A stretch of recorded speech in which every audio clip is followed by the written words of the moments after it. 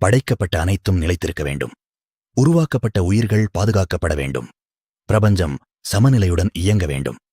அந்த நிலைத்திருக்கும் சிவசக்தியின் சாந்தமான திருவடிவம் ஸ்ரீ வாமதேவர். ஓம் நம சிவாய. சிவபெருமானின் 108 தெய்வீக திருவடிவங்களின் பயணத்தில் இன்று நாம் தரிசிக்கப் போவது 7வது திருவடிவம் ஸ்ரீ வாமதேவமூர்த்தி. மேலும் பஞ்சபிரம்ம தத்துவத்தின் 5வது திருவடிவமாக ஸ்ரீ வாமதேவர் போற்றப்படுகிறார். சாந்தமான சௌமிய பாவத்துடன் விளங்கும் வாமதேவர் ஸ்திதி தத்துவத்தை உணர்த்துகிறார். அதாவது படைக்கப்பட்ட அனைத்தையும் நிலைநிறுத்தி காத்து சமநிலையுடன் பேணும் பரமசிவசக்தி. சிருஷ்டி நிகழ்ந்த பிறகு அந்த படைப்பு நிலைத்திருக்க வேண்டும்.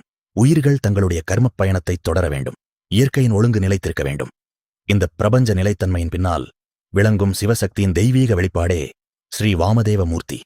4 திசைகளையும் நோக்கும் 4 திருமுகங்களுடனும் 4 திருக்கரங்களுடனும் வாமதேவர் அருள்பாலிக்கிறார்.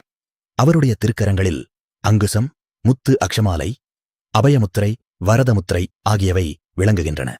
அங்குசம் சக்தியை நெறிப்படுத்தி சரியான பாதையில் செலுத்தும் தெய்வீக கட்டுப்பாட்டை உணர்த்துகிறது. அக்ஷமாலை தொடர்ச்சியான ஞானம், ஜெபம் மற்றும் ஆன்மீக ஒழுக்கத்தை நினைவூட்டுகிறது. அபயமுத்திரை அச்சத்தை நீக்கி பாதுகாப்பை வழங்கும் சிவனுடைய அருளைக் காட்டுகிறது. வரதமுத்திரை உயிர்களுக்கு தேவையான அருளையும் வரத்தையும் வழங்கும் கருணையை வெளிப்படுத்துகிறது. வாமதேவரின் திருமேனி மிதமான செம்மை கலந்த தெய்வீக ஒளிச்சாயலுடன் விளங்குகிறது.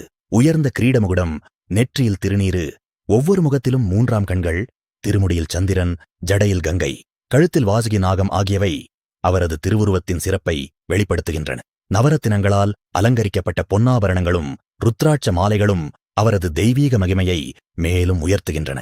அவரது முகத்தில் உக்கிரமில்லை. அது சாந்தம், அது சமநிலை, அது பாதுகாப்பு. ஏனெனில் வாமதேவர் உணர்த்துவது ஸ்திதி, நிலைத்திருத்தல் என்பது மாற்றமே இல்லாத நிலை அல்ல. மாறிக்கொண்டிருக்கும் பிரபஞ்சத்தில் அதன் தர்ம ஒழுங்கையும் சமநிலையையும் காத்து நிறுத்தும் சிவசக்தி என்பதே வாமதேவ தத்துவத்தின் ஆழமான பொருள். இது வெறும் பாதுகாப்பின் வடிவம் அல்ல, நிலைத்திருப்பதற்கான சிவனுடைய அருள். இதுவே நமது 108 சிவமூர்த்திகளின் 7வது திருவடிவம் ஸ்ரீ வாமதேவமூர்த்தி. அடுத்த அத்தியாயத்தில் பஞ்சபிரம்ம தத்துவத்தின் 6வது திருவடிவமாகிய ஸ்ரீ அகோரமூர்த்தியை தரிசிக்கப் போகிறோம். இந்த தெய்வீக 108 நாள் பயணத்தை தொடர்ந்து காண சனாதன மார்க்கம் பக்கத்தை ஃபாலோ செய்யுங்கள். சிவபெருமானின் திருவருள் நம் அனைவருக்கும் கிடைக்கட்டும். ஓம் நம சிவாய.